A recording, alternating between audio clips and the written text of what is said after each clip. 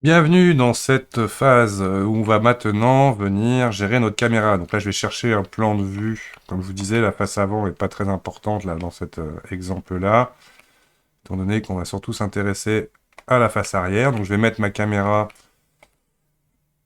par rapport à cette image. Donc on a une option qui permet donc la caméra qui existe déjà dans votre scène de directement la positionner d'après votre perspective. Donc tout bêtement, c'est CTRL ALT 0 le raccourci. Sinon, dans le menu View, Align View, Align Active Camera to View.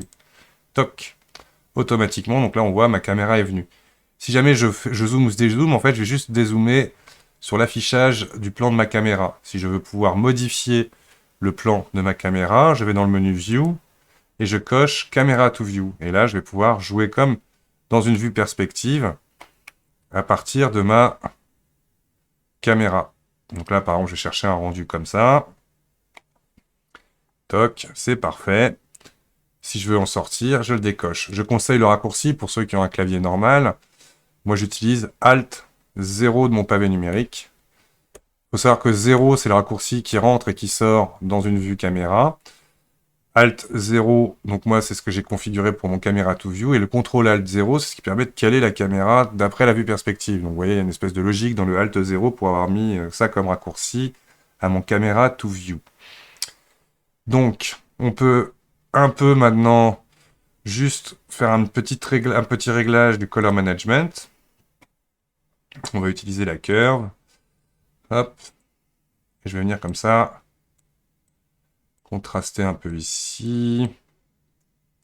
Mon rendu. Alors, je vais demander aussi, tout en haut, dans le sampling, ma machine qui me le permet bien, d'avoir un denoise pour mon viewport. Parce que vous voyez, là, il y a un grain assez dense. Toc. Et là, c'est beaucoup plus soft. OK. Et juste créer sur mon sol une matière.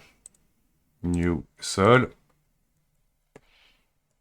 Pour vous montrer. Donc là, peu importe si j'en change chaque couleur, elle ne fait que récupérer les ombres. Donc là, par exemple, je vais lui demander d'avoir un peu moins de roughness. Voilà, peut-être pas trop pour non plus éviter que ça parte en ombre. Là qu'on voit légèrement le retour de mes pieds sur le sol en tant que reflet. Et en profiter d'ailleurs pour mes chaises, je vais changer un peu le cuir que je ne trouve pas génial. Donc là, dans mon base color, j'avais rajouté un gamma que je vais monter à 4. Et je vais surtout augmenter le métallique. Le spéculaire aussi un peu. Et on va surtout jouer avec la partie sheen. Non, clear coat. On va plutôt mettre du clear coat à fond les ballons. Avec du roughness dans le clear coat. Pour venir lisser, vous voyez les effets frappants du soleil, de la lumière globale. Sur mon fauteuil. Et donc voilà, à la fin, quand vous avez terminé tous ces petits réglages, vous faites render image. Et pouf, il va vous calculer une image de votre caméra.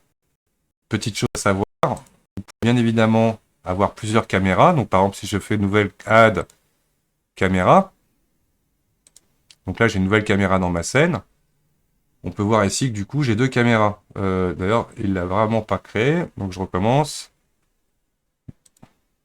Image A, caméra. Ah oui, parce que j'ai activé un add-on pour avoir les caméras rig. Normalement, vous avez caméra directe.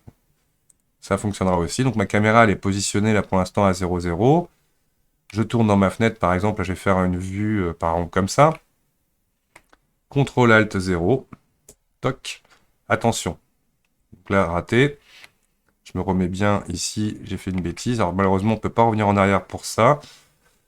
CTRL ALT 0. ALT 0 là pour bien mettre cette view. Hop. Par rapport à mes réglages. Et là, je change bien de caméra. C'est celle-ci que je vais piloter. Hop. Et là, comme je disais, je vais en mettre une un peu comme ça. Z vers le haut, là, pour voir le rendu réaliste tout de suite. Et on peut imaginer, peut-être qu'il y a trop de hauteur. Voilà, faire comme ça. Allez, hop.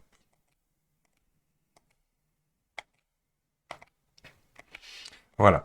Donc ma caméra, ce que je vais lui demander, tout simplement, là j'ai ma caméra sélectionnée comme objet, dans le menu caméra ici, qu'est-ce qu'on va lui demander? D'avoir une perspective un peu plus sympathique. On va du 28 mm. On zoome un petit peu, vous voyez, ça me donne plus de perspective à celle-ci. Je change de caméra en cliquant sur ce bouton-là. Elle, pareil, je vais lui mettre du 28 mm ici. Toc. Et rezoomer légèrement. Voilà. Et quand on a fini, bah voilà, donc là j'ai ma caméra 1, render image. Pouf.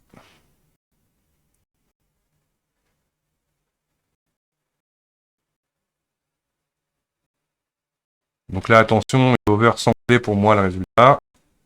Je vais limiter la case pour avoir un temps de rendu qui n'est pas non plus pas un rendu trop excessif. Donc attention, je suis dans la version 3 de Blender qui par défaut met le max sample à 1096. Je vais mettre à 128. Render image à nouveau. Et là, ça devrait être beaucoup plus rapide.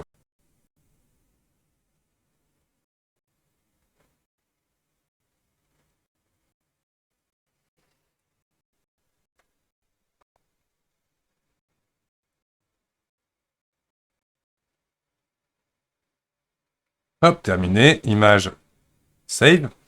Donc là, je suis dans mon dossier Matrix, ça tombe bien.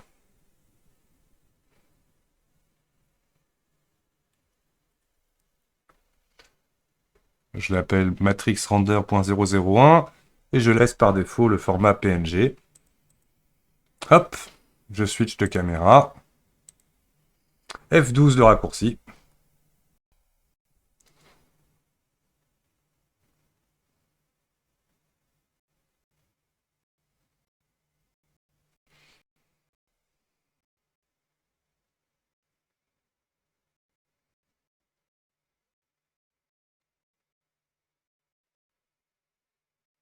« 112 sur 128.